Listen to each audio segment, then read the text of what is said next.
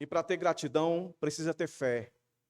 Porque tudo que temos, meus irmãos, todos os recursos que vêm à nossa mão, ele vem porque tudo é dele.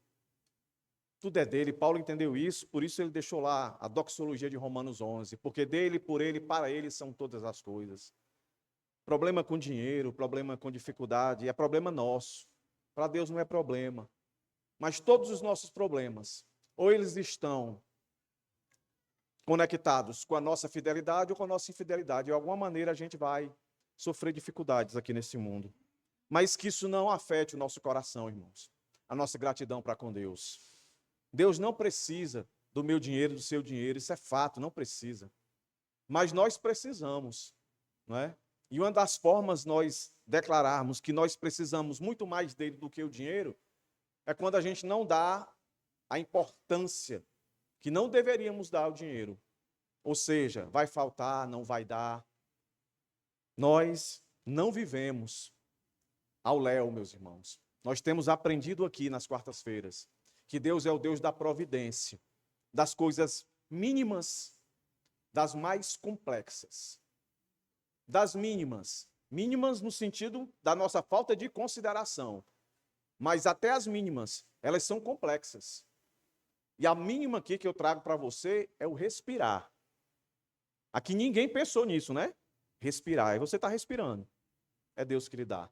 Então, se Deus lhe dá o ar para respirar, Ele não vai lhe dar o sustento, a provisão. Não precisa você vender sua casa, seu carro, fazer ofertas exorbitantes. Não, você só precisa ser fiel àquilo que Deus requer de você. Que Deus tenha misericórdia de nós e nos ajude. Você que está há muito tempo sem dizimar, sem ofertar, que o faça. Dificuldades todos nós temos. Os que têm sido fiéis também passam por dificuldades e continuam fiéis. A minha oração é que os fiéis continuem fiéis, mesmo em meio às diversidades. E aqueles que se encontram em infidelidade, que passem a ser fiel. Que se alegrem em trazer a sua oferta, o seu dízimo, à casa do Senhor. Amém? Já está valendo aí, Tiago? Irmãos, peço aqui a licença, a liberdade, de fazer uma pequena homenagem à minha mãe. Hoje, depois de muitos anos, é a primeira vez que eu passo o Dia das Mães sem a presença da minha mãe. E eu sei que ela vai assistir esse vídeo. Depois que terminar o culto, chegar em casa, eu vou subir esse vídeo. E eu queria prestar uma homenagem à minha mãe. No ano de 2015, meus irmãos, eu me formei no seminário. E a minha mãe me deu esse anel. Eu nunca tinha usado. E todas as vezes que ela me via, ela perguntava por que eu não usava o anel que ela me deu de presente na minha formatura. Eu dizia, mãe, porque ele é muito bonito. Né? Não onde eu moro, mas lá no Ceará tem muito bandido. Aí eu tenho medo deles roubarem. Eu disse, meu filho, eu teria tanto gosto em ver você usando. Aí eu me lembrei, disse, rapaz, hoje eu vou fazer essa homenagem à minha mãe. Aí eu disse, minha mãe, tá aqui, ó, estou usando. Em homenagem à senhora, muito obrigado por tudo que a senhora já fez por mim. Muito obrigado pelo apoio, pelo sustento espiritual. Nas minhas horas de alegria e de dificuldade, a senhora sempre se fez presente. Então aqui, diante da Igreja Bíblica Monte Sião, como testemunha, tá aqui, mãe, estou usando. Tá, irmão? Não vou prometer que todo domingo eu vou usar, tá, irmão? Mas tá aqui, usei hoje em especial, em homenagem à senhora. Amo você, minha mãe. Você também, meu pai. Sei que o senhor não está me escutando direito, aí a mãe vai repetir para o senhor o que eu estou dizendo aqui. Amo todos os dois, de igual modo. Mas hoje meu pai tem assim um apelo maior meu pelo cuidado. Mas amo os dois. Mas está aqui, mãe, ó. Muito obrigado. Amém, igreja. Obrigado por esse momento. Agora vamos para o texto, irmãos. Vamos para o texto. Zacarias, capítulo 8, do verso 1 ao 8.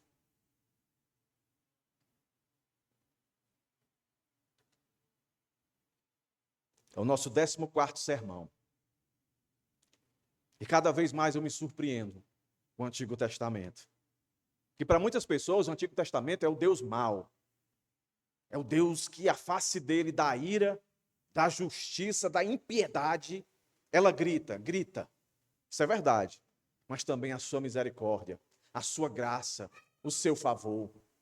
O mesmo Deus do Novo Testamento é o Deus do Antigo Testamento. Ambos são perfeitos na sua justiça e na sua misericórdia. E olha que texto maravilhoso esse aqui. Todo o capítulo 8 ele é maravilhoso. Mas para não ir de uma vez só, nós vamos por partes. Hoje até o verso 8, tá? Do verso 1 até o 8 do capítulo 8 de Zacarias. E olhe as palavras que se repetem aí, meus irmãos. E vou até adiantar para os irmãos. Quem já leu percebeu. Assim, o Senhor dos Exércitos. Se repete do começo ao fim. E aqui no nosso texto de hoje, do verso 1 ao 8, várias vezes se repetem aqui. Tá? Então o texto começa assim, ó. Capítulo 8, verso 1 de Zacarias. A palavra do Senhor dos Exércitos veio a mim dizendo: assim diz o Senhor dos Exércitos. Tenho um grande amor, em algumas versões, zelo por Sião. É um amor, é um zelo tão grande que me leva à indignação contra os seus inimigos. Assim diz o Senhor: voltarei para Sião e habitarei no meio de Jerusalém. E Jerusalém será chamada Cidade Fiel, e o monte do Senhor dos Exércitos será chamado de Monte Santo. Assim diz o Senhor dos Exércitos: os velhos e as velhas voltarão a sentar-se nas praças de Jerusalém, levando cada um na mão a sua bengala, por causa da sua muita idade. As praças da cidade se encherão de meninos e meninas, que nelas brincarão, crianças em algumas versões. Assim diz o Senhor dos Exércitos: isso pode parecer impossível aos olhos do remanescente deste povo naqueles dias, mas não será impossível para mim, diz o Senhor dos Exércitos. Assim diz o Senhor dos Exércitos: eis que salvarei o meu povo, tirando da terra do Oriente e da terra do Ocidente.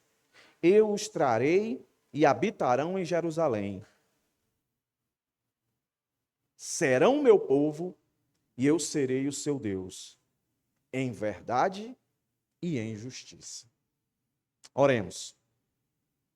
Senhor, te damos graças pelo dia de hoje, por nos trazer aqui mais uma vez. Não nos deixe esquecer, Deus, o motivo de tudo isso, do porquê estarmos aqui, lendo a tua palavra, intercedendo em oração, louvando o teu nome, mostrando nossa gratidão, trazendo parte da nossa provisão, do nosso sustento, devolvendo, na verdade, porque tudo é teu.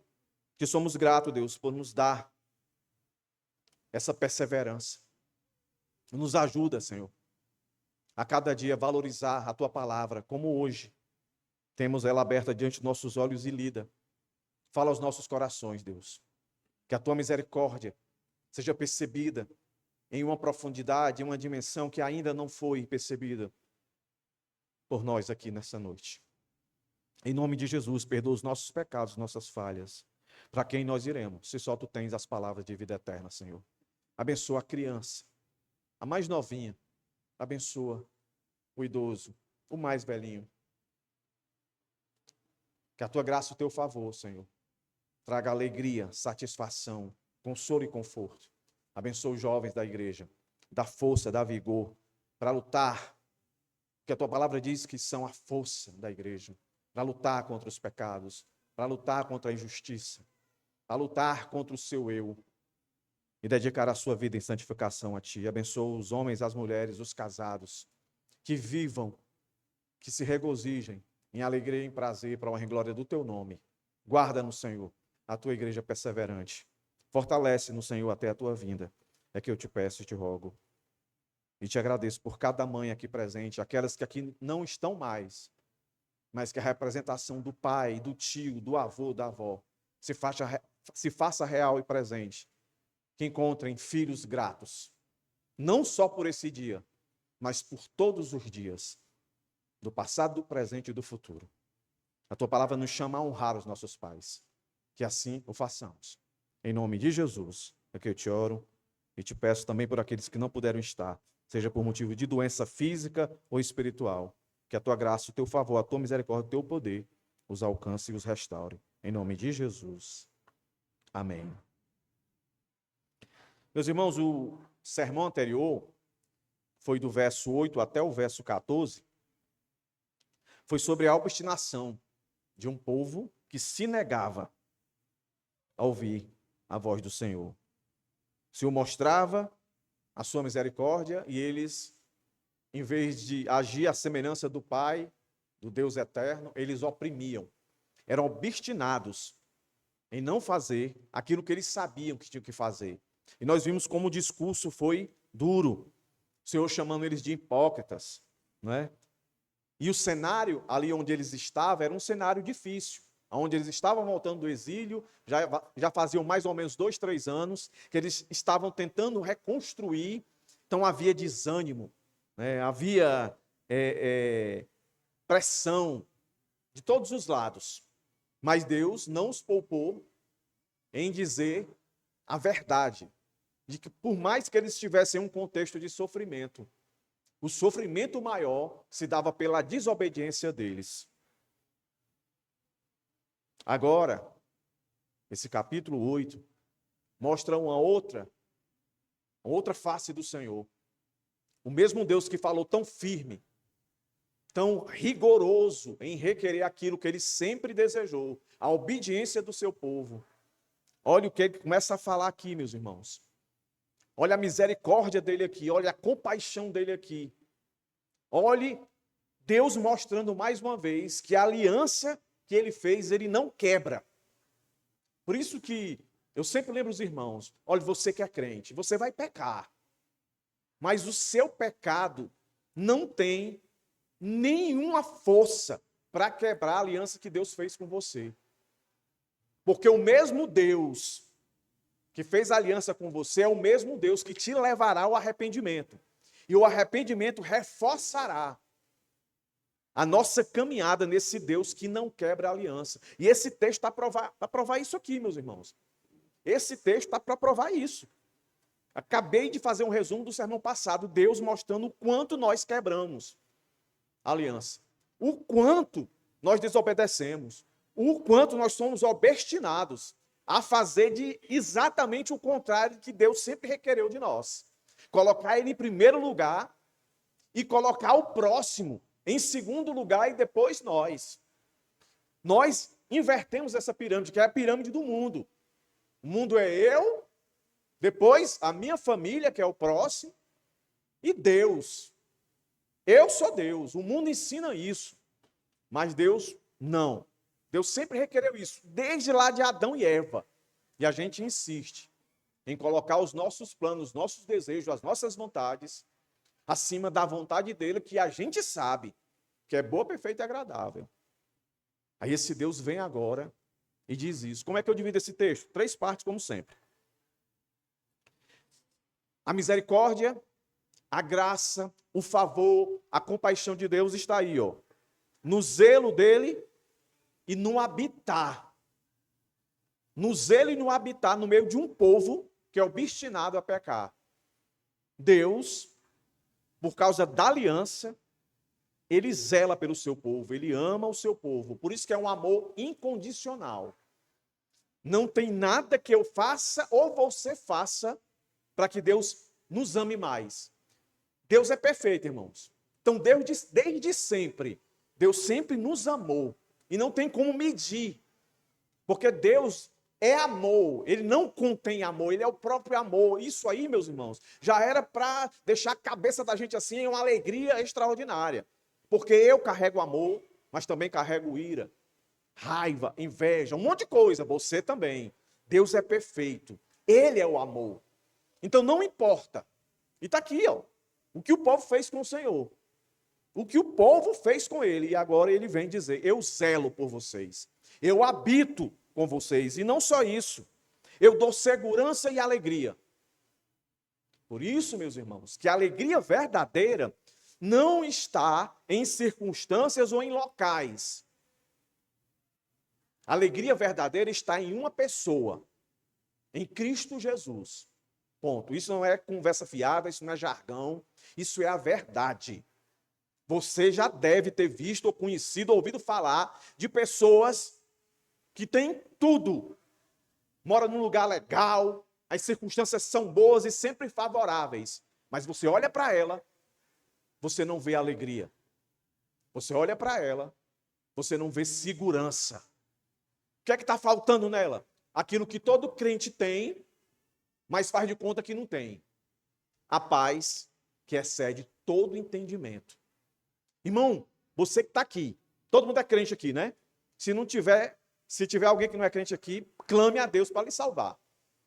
Porque só Deus para lhe dar uma paz que excede o entendimento. Por que excede o entendimento? Porque ela vai além das circunstâncias.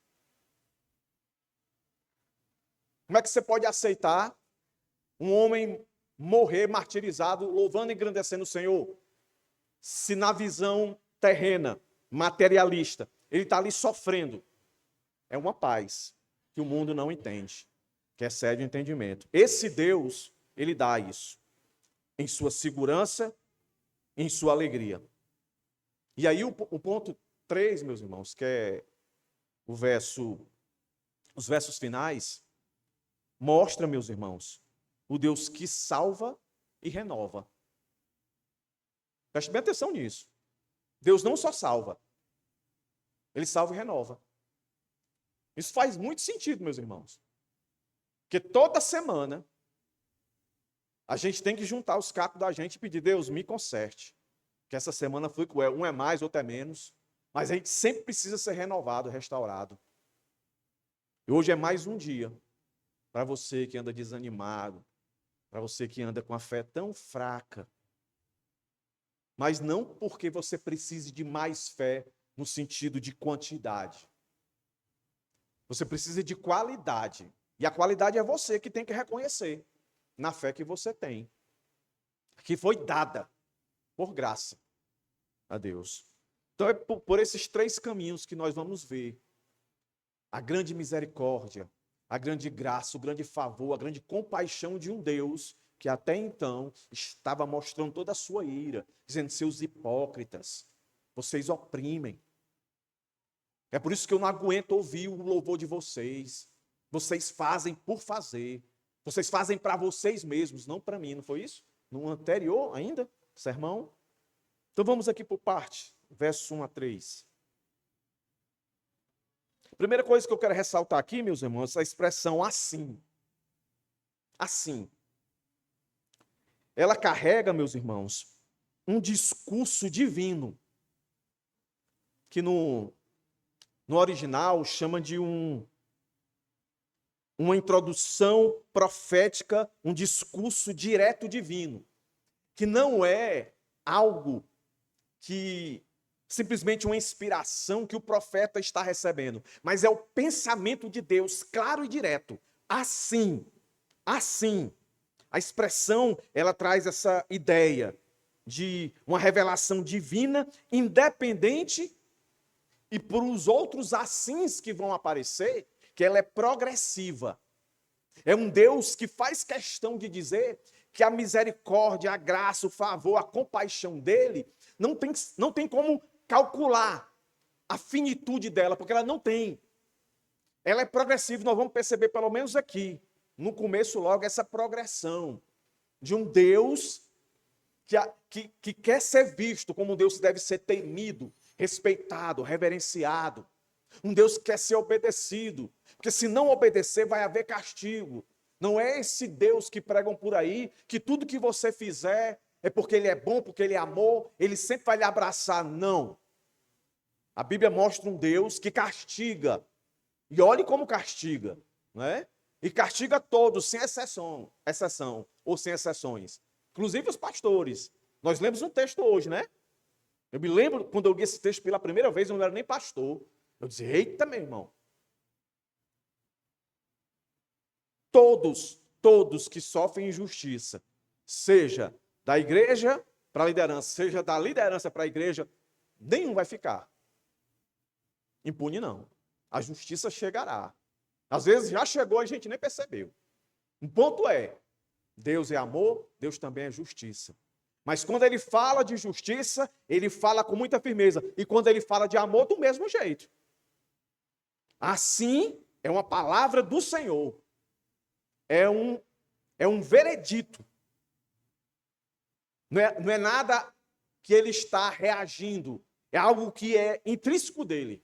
Ele é um Deus bom. Por quê? Porque logo em seguida vem a expressão Senhor dos Exércitos. E assim como a palavra assim vai se repetir várias vezes até o final do capítulo. Várias vezes. E ela funciona assim, meus irmãos, como para autenticar que Deus é o Deus Todo-Poderoso. É o Deus que organiza tudo, que tudo está no controle dele. Nas regiões celestiais, tudo. Quando eles escutam essa expressão, Senhor dos Exércitos, pelo menos 3 coisas eles entendem. A primeira, esse que está falando tem toda a autoridade. Quando tem toda a autoridade, não tem ninguém, não existe ninguém acima dele. Ele é a maior autoridade. Segundo, é que esse Deus que tem toda a autoridade, ele está dizendo, eu sou o único que tem condição de restaurar um obstinado que tem um coração arrependido. Eu sou o único. Pessoa de Deus. Para nós aqui, na pessoa de Cristo, é o único. Não é fazendo alguma coisa para ele que a gente vai ter o arrependimento. É a gente confessando. Porque a minha percepção e a sua percepção de confessar pecado é confessar tendo certeza e convicção de que esse pelo qual eu estou conversando ou o qual eu estou confessando, ele tem toda a autoridade para dizer, está perdoado. Lembra que eu disse para os irmãos? Tem gente que acha que a maior dificuldade do crente é ele se arrepender dos pecados dele. É ele chegar para Deus e assumir, eu pequei. Esse é um dos. Eu acho que o maior é ele perceber a autoridade desse que ele está pedindo perdão, que ele tem autoridade exatamente para dizer, eu te perdoo, e você acreditar que ele te perdoou. E não se deixar mais ser acusado por nada. Entendeu? Esse é o grande dilema de muitos nós. Será que Deus me perdoou? O texto começa dizendo, ele é o Deus de toda autoridade. Tudo que eu falar daqui para frente agora, ele tem condição de fazer, e ele faz. Porque ele é Deus. E ponto. A terceira, meus irmãos, é a questão do contraste. O mesmo Deus que julgou, agora ele vai prometer restauração. Não é isso que o texto vai dizer, ó? Verso 2, ó. Assim diz o Senhor dos Exércitos, ó. O assim, uma palavra divina de um Deus que tem toda a autoridade, que governa todas as regiões celestiais, espirituais, da história da humanidade, tudo. Uma estrelinha. Você olha para o céu e vê 3, uma do lado da outra, diz as 3 Maria.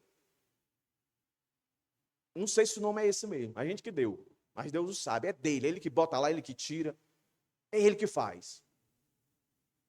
Ele vai dizer agora, ó. Na minha versão não tem a palavra zelo, tem a palavra amor. Tenho grande amor, ou tenho grande zelo por Sião. Na Ara, né? Tem zelo. Quando você vai pegar essa palavrinha, esse verbo, zelar, está naquele modo que eu falo para os irmãos, tenho falado aqui reiteradamente, está no perfeito, que dá a ideia de que zelava, que zela e vai sempre zelar, que está sempre zelando.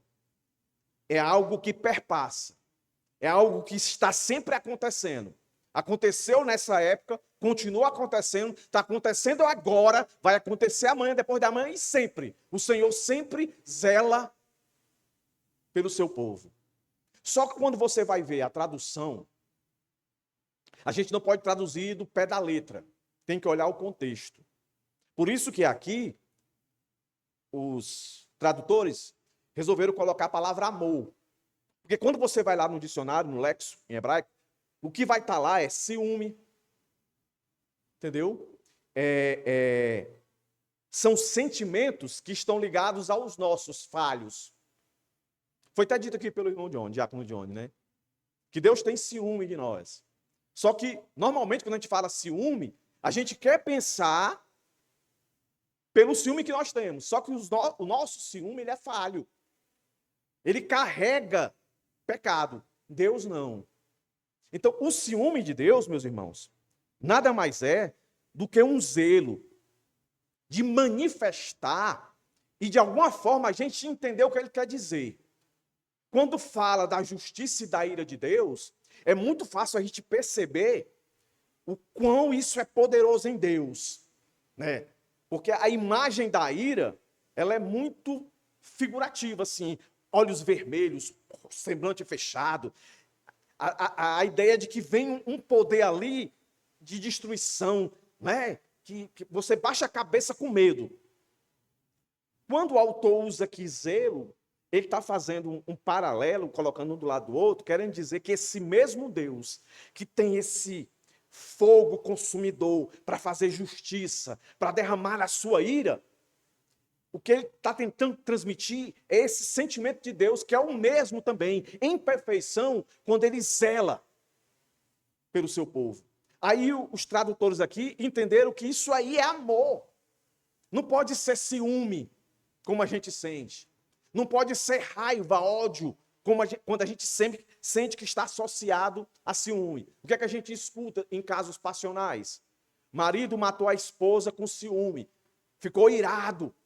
Aí a gente entende, né, que passou do limite, né, uma possessão, não é minha, não vai ser de ninguém.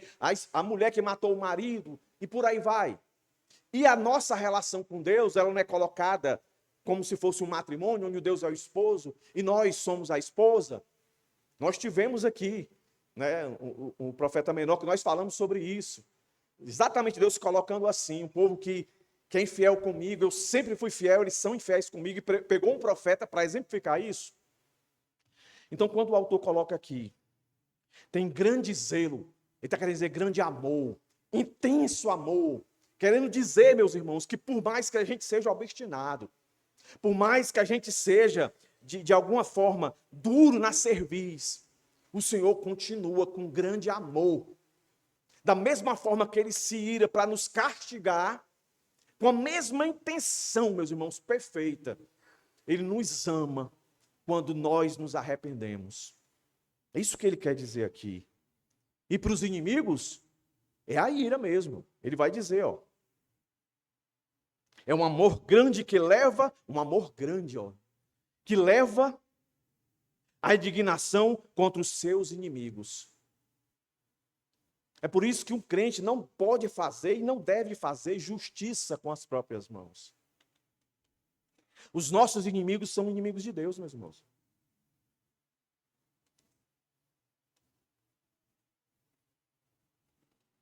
Os nossos inimigos são inimigos de Deus.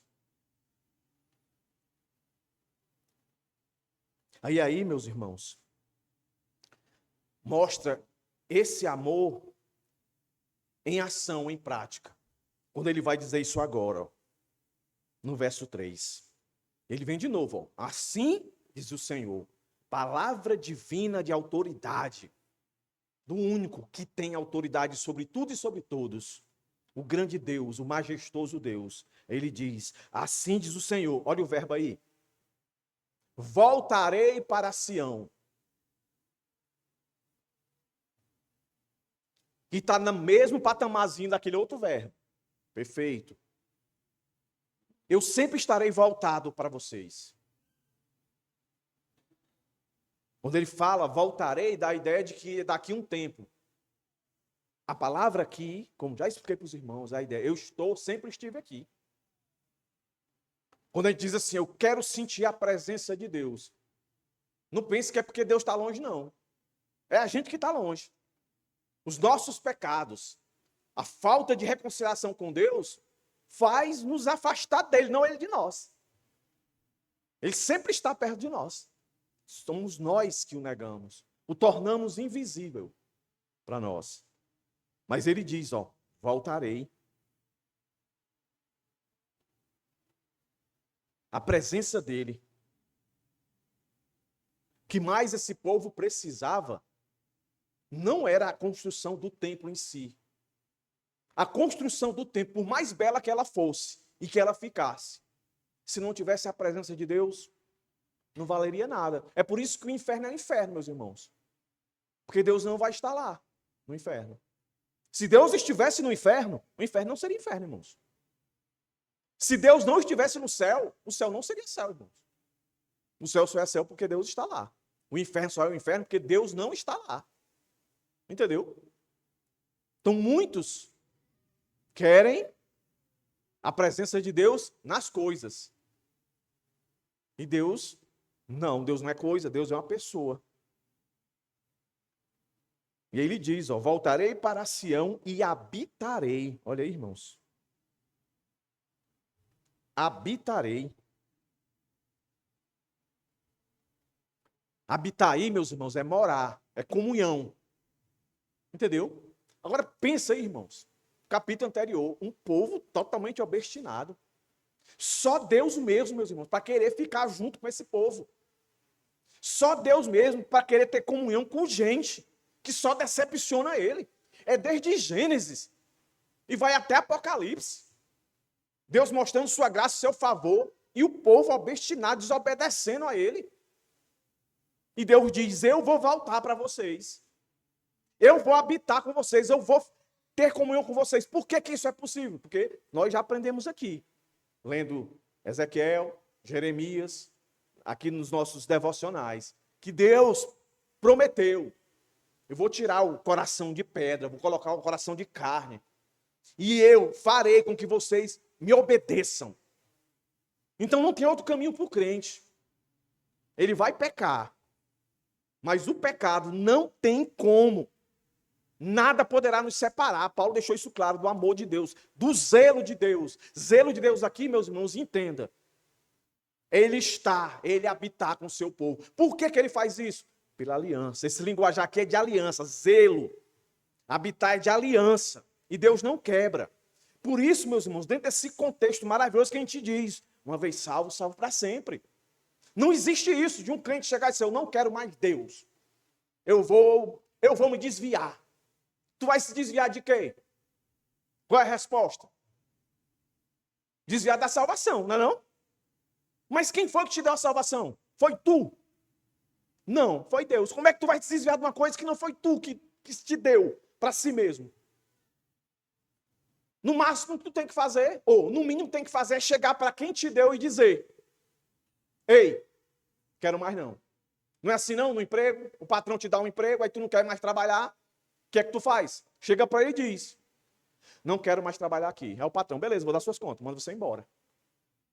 Com Deus não é assim não. Ele deu, ele não aceita devolução. Entendeu? Não aceita. Então o que é que vai acontecer comigo? Vai apanhar até se arrepender. Vai apanhar até se arrepender. Porque Deus, nós lemos aqui outros textos, aquele que o Senhor me der, eu jamais lançarei fora. Aquele que vier à minha mão, eu jamais deixarei ninguém tirar. Por quê? Porque esse Deus aqui que diz, ó, ele está dizendo, ó, tá aí, verso 3, está aí na sua Bíblia, ó, eu voltarei. Quem é que impede? Quero não, volte não. Volte não. Quem é que impede, irmãos? Deus. Aí Deus diz, eu voltarei, eu habitarei. Não, senhor, vai habitar não. Bata na portinha, eu que tenho que deixar o senhor entrar, espera aí. Ei, tá aí o texto, ó. Eu voltarei e habitarei. Quem está falando é Deus. Que Deus é esse? O que tem toda a autoridade. Que é uma palavra divina. Não é palavra de homem. É Deus falando. Aí o que é que ele torna? E Jerusalém, o seu povo, será o quê, irmãos? Olha aí. Chamada de cidade fiel. Aí tu olha para o capítulo anterior, verso 8, a palavra do Senhor veio a Zacarias dizendo, assim falou o Senhor dos Exércitos, julguem segundo a verdade, sejam bondosos e misericordiosos uns com os outros. Aí o verso 10, não oprima a viúva, nem o órfão. Deus está chamando esses mesmos aqui, que estavam obstinados em pecados, quebrando o principal mandamento, colocar Deus em primeiro lugar, a sua verdade e amar o próximo. Deus está dizendo aqui, ó, eu vou voltar para vocês, eu vou habitar com vocês, e vocês serão chamados de cidade fiel. E o monte do Senhor dos Exércitos será chamado de Monte Santo. Monte dos separados, dos escolhidos. E quem são esses escolhidos? É o mesmo que ele falou agora, no verso 8, 9 e 10, nós acabamos de ler do capítulo anterior. É o Jonas, entendeu? É o Davi, todos aqueles que em algum momento da vida afrontaram a Deus. É o Jeremias. Por que eu vim ao mundo? Não é nem para ter nascido. Aí chega uma hora que a mente dele dá um tilt.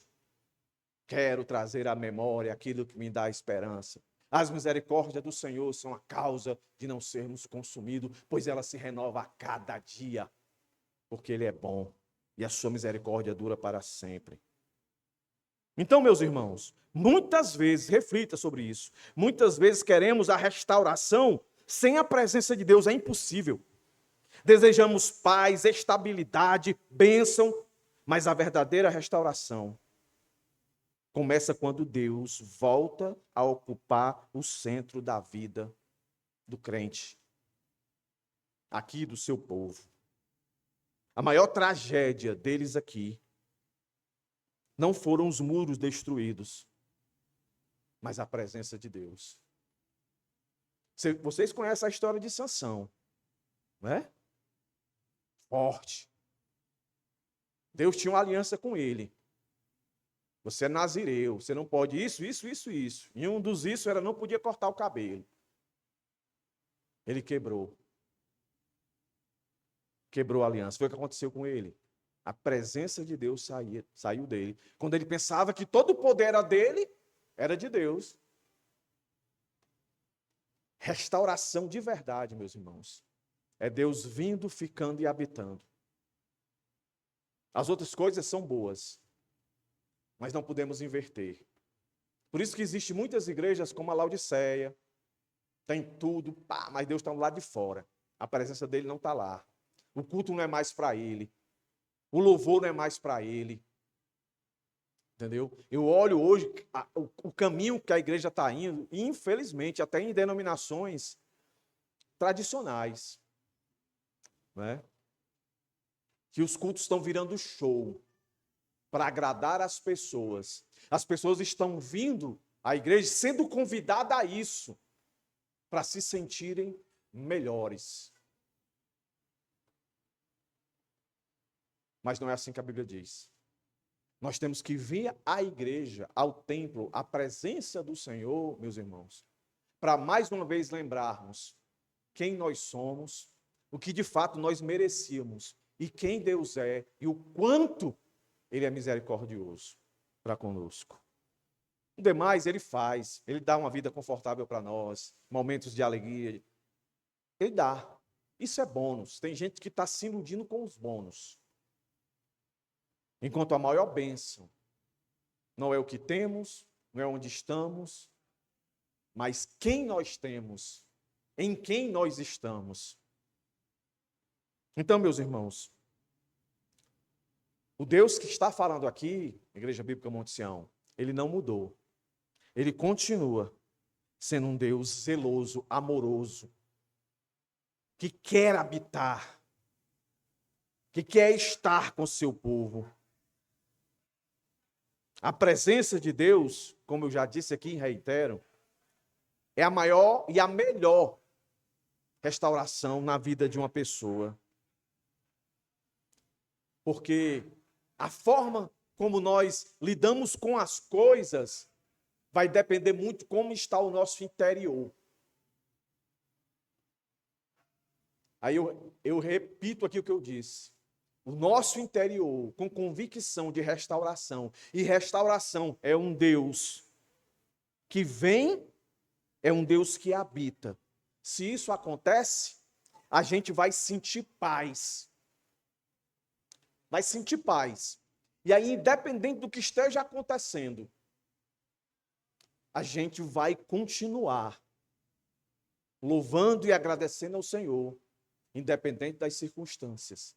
Mas, mesmo sendo crente, se você não racionalmente apreender essas verdades, você vai viver, que é muito pior, você vai viver como o mundo vive. O mundo vive em meio às suas regalias, luxos, mas sem paz. Esses dias agora está tendo um movimento muito grande, porque saiu um filme aí um documentário filme aí do Michael Jackson. Morreu com 50 e poucos anos. Uma vida de luxo, acima da média de qualquer ser humano aqui. Um homem famoso em todos os lugares do mundo. Acho que não tem ninguém que não saiba quem é Michael Jackson. Mas nos últimos anos, não sei você, eu e outras pessoas, olhava nos olhos daquele cara, era um infeliz. Estava em lugares que muitas das vezes nós sonhamos em querer estar, em lugares do mundo maravilhosos. Tinha o que queria, como Salomão, aonde o olho batia, podia comprar.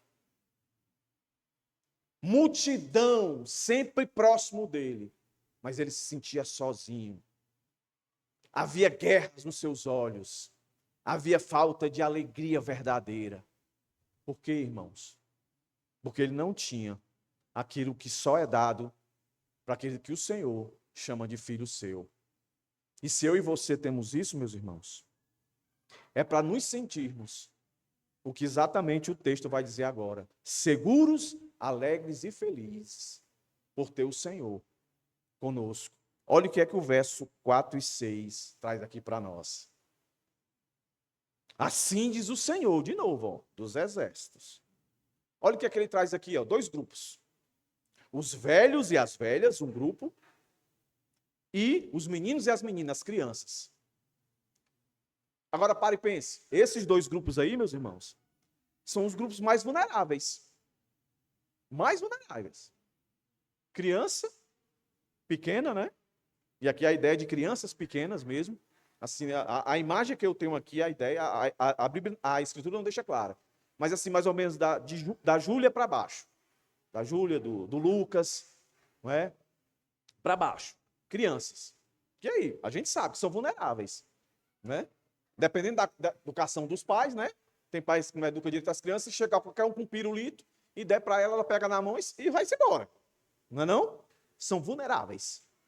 Do mesmo jeito o idoso. Nós temos aqui o meu sogro, né? Pega pela mão dele, ele vai-se embora. Teve um domingo aqui que terminou o culto, e ele foi lá para casa. No meio do caminho, eu perguntei, e aí o senhor gostou? Dessa forma, se ele estava entendendo o culto, né? Ele disse, né? Não, o culto estava bom. Mas o pregador demorou demais. Ele não sabia que era eu, o genro dele. O pregador demorou demais. A pregação estava até boa, mas demorou demais. Aí eu disse, tu achou? Tu achou? Aí ele disse, eu achei. Aí eu comecei a puxar mais coisas. Aí depois eu disse assim, tu sabe quem está te levando para casa? Não, é o Iranildo, teu genro. Aí é tu? É, velho, mas não é besta não, viu? Aí começou a me elogiar. Mas são vulneráveis. Não sabia com quem estava indo, irmãos. São vulneráveis. Aí o texto aqui, ó, Deus coloca esses dois vulneráveis. E lembre-se, o contexto aqui é de um povo que saiu do exílio, estão reconstruindo, ainda estão debaixo de opressão, estão tentando trazer de volta a sua nacionalidade que perderam. Aí o Senhor diz, ó, os velhos e as velhas voltarão a sentar-se nas praças de Jerusalém, levando cada um na mão sua bengala, por causa da sua muita idade. As praças da cidade se encherão de meninos e meninas que nelas brincarão. Olha o que Deus está dizendo, olha. Vocês tendo a convicção da minha presença, da comunhão que eu tenho com vocês, vocês sempre ficarão seguros. E aí ele traz esses dois grupos vulneráveis para dizer, estarão seguros. Agora tente aplicar isso para os nossos dias hoje. Você consegue ver os velhinhos hoje nas praças, sentados, conversando? Não dá mais. A violência é grande. Criança, o que tem aumentado aí de sequestro de criança, roubo de criança, para matar e vender os órgãos. Não está difícil? E Deus dizendo aqui, ó, Vocês estão preocupados, e aí se fala muito conosco aqui, tá? Mais uma vez eu digo, nós temos responsabilidade, vamos votar esse ano. Nós temos responsabilidade. Mas não ache que é nós que vamos mudar esse mundo aqui. Entendeu? Nós estamos aqui, como diz Paulo aos Efésios, para resistir, para a putrefação não ser tão rápida, mas que vai apodrecer, está apodrecendo, vai. O que nós não podemos perder é a percepção de que Deus está aqui, Deus habita aqui. Está esculhambado para nós, mas para Deus está sob controle.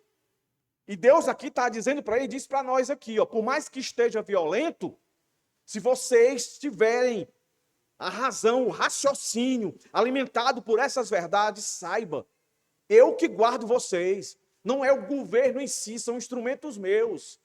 Mas sou eu que guardo vocês. Sou eu que de fato dou alegria. Aí eu trago aqui lembranças da minha infância. A minha infância não foi uma infância de riqueza, não. Não foi de miserabilidade. Mas foi uma infância difícil, como a maioria aqui. Crianças pobres. Entendeu? Que brincavam com carro de lata. Entendeu? O carro de lata que eu digo para você entender. Não é um carrinho feito de lata, não, que isso aí era luxo. Carro de lata era você pegar uma lata de leite, depois dela seca, lógico, encher de areia, furar a tampa, furar o fundo dela, passar um fio, e depois amarrar uma corda e sair brincando. Era o meu caminhão. Aí os mais abastados, que tinha mucilon, aquela lata maior, aí era o caminhão truncado, que era uma lata maior, né? Aí tinha uns que botavam um atrás do outro, aquelas latas, uma atrás da outra, aí era um caminhãozão. Aí esse aí, no meio dos pobres, era um rico. Entendeu? Tinha também um pneu, pegava um pneu recareca, 2 cabos de vassoura, e aí botava um pouquinho de água dentro do pneu, aí botava os 2 paus aqui, estão entendendo? O pneu tá aqui no chão, pneu careca, não presta mais. Sem o aro, só o pneu. Aí botava água lá dentro, pegava 2 cabos de vassoura, botava aqui e saía, ó. Era o carro. Era o carro. Mas a gente brincava na rua, e na época os pais da gente, no caso a minha mãe, ficava sentado na calçada olhando a gente. E a gente se sentia seguro. Até hoje, meu pai mora na Barra do Ceará. Hoje virou elite, tá, irmãos? Mas na época, o negócio era pesado. Barra do Ceará era só para negar desovar a gente lá. O negócio era perigoso. Mas sentia em paz. Brincava, confiando na presença da minha mãe. É Deus dizendo para nós aqui, pode estar se acabando o mundo. Ei, mas eu estou aqui. Eu dou segurança para você. Sorria. Eu brincando com essa lata de leite, brincando com outras coisas. E eu me alegrava. A inocência da criança. Que a gente precisa ter, essa inocência. Não de ser imbecil, mas uma inocência de confiança que está tudo sob controle. Senhor, está doendo, está apertado, mas eu sei que tu me guarda e me protege. Porque ele diz aqui, ó. As praças, verso 5, das cidades se encherão de meninos e meninas que nelas brincarão. Assim diz o Senhor. Verso 6. Isso pode parecer impossível. Olha aí, ó, pode parecer. Porque quando ele fala isso, o que é que eles estão vivendo? Ainda em uma opressão, não tem um governo, porque antigamente quem era o governo era o próprio Deus. Agora é outro governo. Chegam, ainda tem as lembranças, ainda está muito fresca, 3 anos, ainda está muito fresca. De onde é que eles vêm? Do cativeiro babilônico. E Deus está dizendo, ó, isso pode parecer impossível aos olhos de vocês, dos que estão aqui, né, dos que sobraram. Mas não será impossível para mim, diz o Senhor dos Exércitos. Então, quando o Senhor coloca aqui esses 2 grupos, ele está falando, ó, de longevidade, está falando de estabilidade, está falando de ausência de guerra, está falando de normalidade e de esperança. Mas perceba, em olhar para ele e não para as circunstâncias. Por isso que o justo vive por fé e não pelo que ele vê. Porque se a nossa fé for baseada no que a gente está vendo, a gente está frito, irmãos. A gente está frito. Não sei você, mas eu só vejo a corrupção aumentando, a injustiça aumentando. Eu só vejo isso. As pessoas, por se sentirem injustiçadas, estão querendo fazer justiça com as próprias mãos. Até comentei com a minha esposa. Um senhor de idade foi pego, roubando. Devia ter uns 60 e poucos anos, quase 70, roubando no supermercado. Quando abriram a mochila dele, estava lá linguiça, coisas baratinhas, mas estava lá, estava roubando, estava errado, estava errado. Mas aí pegaram esse idoso, levaram para frente do supermercado. Eu não sei se era a dona ou se era a gerente, não sei. Só sei que ela dava na cara dele, batia na cara dele e dizia as coisas. Ele dizia assim, não, a senhora está certa, a senhora está certa. E o pessoal tudo olhando, ela humilhando, tacando a mão na cara dele, seu velho sem vergonha, pá, batendo na cara dele. Aí depois um advogado vai falar. Eu não estou aqui passando a mão na cabeça, o advogado diz, eu não estou passando a mão na cabeça do erro dele, ele errou. Ele infringiu a lei, o Código Penal, o roubo e qualificou. Mas um erro não justifica outro. A forma dela tratar aquele senhor. Aí depois mostra um vídeo, ele, sabe, desabando, dizendo, nunca ninguém bateu na minha cara. Deu-se a impressão de que realmente ele fez aquilo, não porque ele tinha costume. É errado o que ele fez, mas o contexto, com fome, foi lá e pegou. Entendeu? E foi pego. Aí o texto diz aqui que o Senhor, ele vai restaurar tudo isso. As pessoas não serão mais humilhadas. Ele pega esses dois grupos mais vulneráveis. Deus querendo dizer, se eu cuido deles, não vou cuidar de vocês.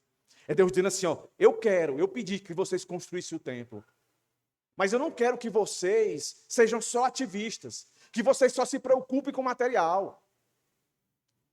Me adorem.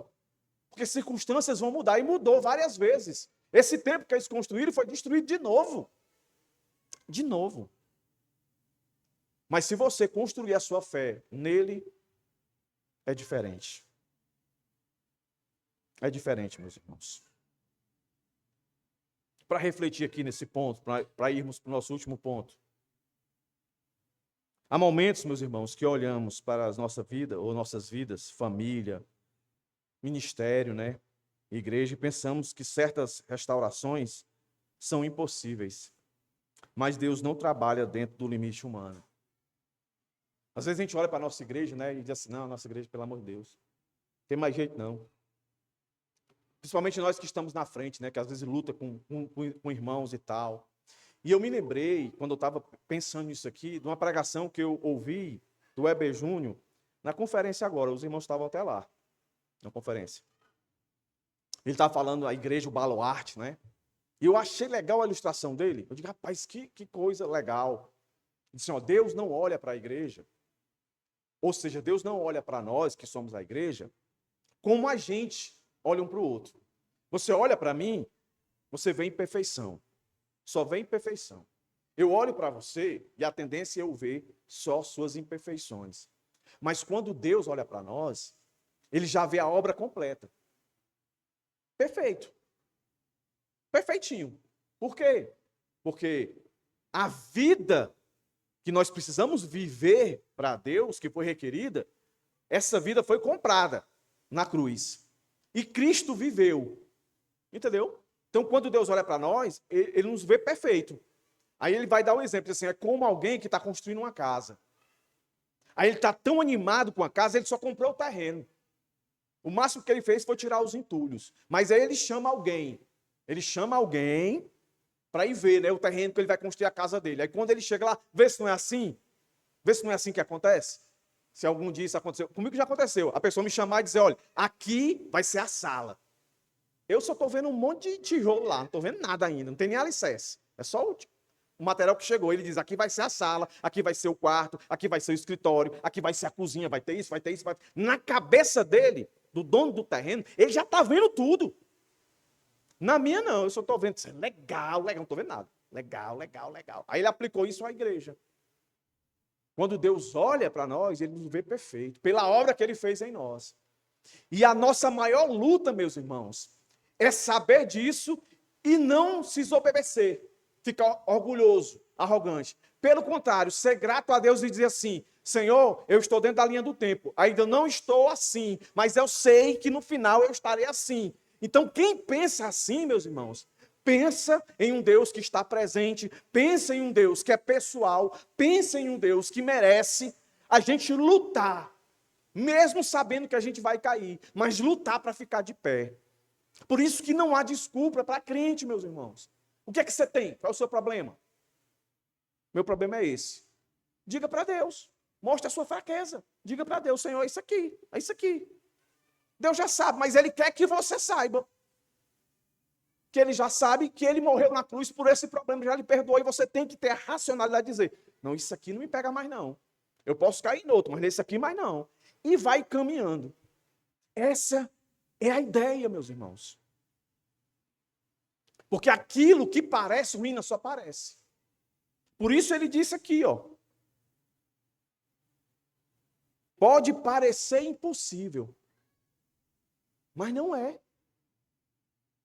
A obra está acabada já. Por isso que lá em Romanos diz, meus irmãos, que em Cristo nós somos mais que vencedores. O que foi que a gente venceu, meus irmãos? O que foi que a gente venceu? A gente venceu a vitória que Cristo venceu por nós. Do pecado. Do pecado. Da morte, que era o salário do pecado. Isso traz alegria. Isso traz celebração. É para trazer. E por fim, ele arrebata. Porque vocês são meus. Quem eu salvo, eu renovo. Ó, verso 7 e 8, para encerrar. Ó. Assim diz o Senhor. Olha aí, que legal. É Deus sempre dizendo, ó, quem está falando aqui não é qualquer um, é quem tem toda a autoridade. E esse que tem toda a autoridade, ele tem todo o poder. Ele governa as regiões celestiais. Aquilo que os olhos de vocês não alcançam. O máximo que a gente vê a lua é umas estrelinhas. Mas tem mais coisa. A turma está morta de feliz aí da NASA, porque deu uma voltinha na lua, ó, irmãos. Nunca ninguém tinha dado a voltinha na lua. Foram na lua e voltaram. Tem gente que não acredita que eles foram lá, né? Mas a história mostra que eles foram lá e voltaram. Mas nunca tinham dado uma voltinha na lua. Aí ficaram muito felizes porque viram coisas que nunca o olho humano tinha visto. Ei, o Deus que me salvou, que te salvou e que te renova, é o dono de tudo. Ei, será que ele não tem cuidado da gente, hein, irmãos? Será que quando ele diz, eu voltarei, eu habitarei com vocês, será que quando ele diz isso aqui, ele está mentindo, irmãos? Está mentindo isso aqui o quê? Olha aí. Assim diz o Senhor dos Exércitos, eis que salvarei meu povo. Aí lembra em outros locais, agindo eu, quem impedirá? Agindo Deus, quem impedirá? Se ele está dizendo, eu salvarei, de novo, ó, está naquele verbozinho perfeito. Eu salvo, eu mantenho a salvo e sempre estará salvo. Acabou. Eu salvarei o meu povo. Olha aí, ó. Uma redundância maravilhosa. Vai salvar como? Tirando. Olha aí, ó. Tirando da terra do Oriente e da terra do Ocidente. Ou seja, tirando debaixo do jugo dos opressores. Eu estarei com vocês. Eu liderarei vocês. Eu habitarei com vocês. Eu sou o ponto final. Olha aí, ó. Eu os tirarei, verso 8. E habitarão em Jerusalém. E aqui, meus irmãos, pode marcar aí na sua Bíblia, riscar, puxar seta e dizer assim, maravilha das maravilhas, ou glória, é para glorificar de pé, o dia que você quiser. Mas olha isso aí. Eles serão meu povo, e eu serei seu Deus. Isso é palavra da aliança, meus irmãos. Foi o que o Senhor disse, eu serei o povo de vocês, eu serei o Deus de vocês, serão meu povo, e acabou.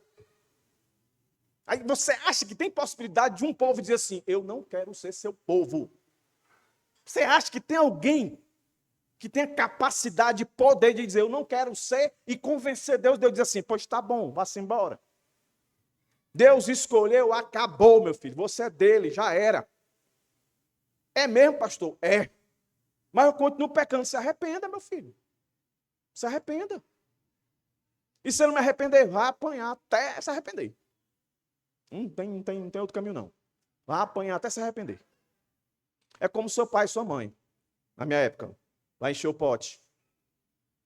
Vai encher o pote. Não tinha geladeira, tá? Eu sou do tempo que não tinha geladeira. Depois que chegou. Depois chegou a televisão colorida. Porque primeiro veio a preto e branco. Preto e branco. Eu chegava no colégio, o pessoal ficava perguntando qual era a cor da cueca do Superman. E eu não sabia. Porque era preto e branco, né? Eu vim saber depois que era vermelha. Vai não? Aí apanhava e encheu o pote. Olha que imbecilidade. Eu não quero ser mais filho da senhora, não. Vamos embora. Já contei a história, né? Estou igual ao meu pai, eu estou contando e repetindo as histórias, né? Mas sempre tem gente nova para aprender. Vamos embora! Cabo de vassoura. Dobrei o quarteirão. Cadê minha mãe? Nada, ele vinha atrás de mim. Voltei. Aí com Deus, a gente. Deus, vou te dar um tempo. Vou me desviar, mas depois eu volto. Das duas, uma. Nunca foi crente, nunca vai voltar. É crente, vai apanhar e vai voltar. Entendeu? E ele termina dizendo isso aqui, ó. Em verdade e em justiça. Querem dizer assim, ó. O que eu falo não é mentira. E o que eu digo que eu vou fazer, eu faço. Eu sou justo. Prestou atenção que do verso 1 a 8, tudo que foi falado, todos os verbos, era direcionado ao que Deus faz. Veja se isso não é graça, não é misericórdia, não é compaixão, do mais alto nível. Um povo obstinado, um povo que se prostituía, um povo que queria comprar Deus, um povo que oferecia gratidão e louvores a outros deuses, pela sua colheita, pela sua fartura, pela sua prosperidade e roubo, à custa de roubo e opressão, aí cultuava a Deus. E Deus suportando tudo isso. Mas Deus suportava, açoitava. Aí depois ele dizia, eu habito com vocês, bando de miserável. Eu salvo vocês, eu restauro vocês. Qual é a única responsabilidade de vocês? Se arrepender. Verdade, fidelidade, firmeza, confiabilidade em tudo que o Senhor diz e faz. Justiça, retidão moral, justiça pactual, integridade. Deus. O que é que Ele quer de nós? Comunhão, fidelidade e santidade. Então, para refletir, meus irmãos, a maior obra de Deus não é apenas mudar circunstâncias externas, mas renovar relacionamentos quebrados com Ele. O Evangelho não é apenas livramento do juízo, é reconciliação com Deus. Nós, meus irmãos, o cristão não deve viver em busca de explicação para tudo que acontece na vida. Um crente, um cristão, um povo de Deus, tem que viver em função das promessas. E aqui teve várias. Recapitulando, várias promessas. A primeira, quando ele diz, voltarei, verso 3. A segunda, quando ele diz que trará alegria, que parece impossível em meio a um mundo caído daquela época. Ele diz, mas ele fará vir. E, por fim, no verso 7 e o verso 8. Eu salvarei, eu trarei e habitarão. Isso é promessa do Senhor. O que a gente tem que fazer é só submeter. E esse Deus continua agindo assim, meus irmãos. Esses verbos se eternizam no tempo. Ele continua vindo, ele continua habitando, ele continua salvando, ele continua tirando, ou seja, renovando, porque ele é o Deus de promessa. Deus permanece fiel à sua aliança. Em 2 Timóteo 2,13 diz assim, se somos infiéis, e somos, ele permanece fiel. A gente quebra, mas ele não, a aliança. A parte dele, ele garante. É certeza absoluta de restauração, é a continuidade da bênção futura, é a permanência da sua presença. A restauração de Jerusalém não é meramente política, mas envolve retorno da presença divina, renovação da aliança, paz social, segurança comunitária, transformação moral, fidelidade pactual. Quando ele diz, eu vou estar em Jerusalém, só vai ser Jerusalém, porque ele está lá. Então, meus irmãos, concluindo, a esperança de Zacarias não estava na força do povo, nem na reconstrução dos muros, na beleza do templo, nem nas condições políticas da época, podia estar favoráveis ou desfavoráveis. A esperança estava no Senhor dos Exércitos, na palavra que Deus estava dizendo. O mesmo Deus continua sendo aquele que protege seu povo, transforma ruínas em vida, faz o impossível e mantém sua aliança em verdade e justiça, mesmo em meio à mentira e à injustiça do seu povo, ele continua fiel. Por isso, guarde essas palavras. Voltarei, habitarei, salvarei, trarei, serei seu Deus e vocês serão meu povo. São palavras de Deus. Se ele diz que é o nosso Deus e ele diz que nós somos o povo dele, o que é que eu tenho que fazer, meus irmãos? Só ser grato a Deus e buscar viver de forma mais perfeita que eu puder para agradar o meu Senhor. Vamos ficar de pé, irmãos. Vamos orar. Agradecendo a Deus por tamanha bênção de nos lembrar que o que mais importa na restauração não são as circunstâncias, não é o meu corpo em si, mas a minha alma, a convicção de que Deus habita em mim e de que Deus quer habitar em mim, que Ele é meu Deus e eu sou dele. Eu sou do meu amado e ele é meu, como diz Salomão. Senhor, muito obrigado por essa noite. Leva-nos em paz, meditando acerca de tudo que falamos aqui, Deus. Nos traz novamente na semana para ouvirmos mais acerca da tua ação provedora no mundo ao qual nós habitamos.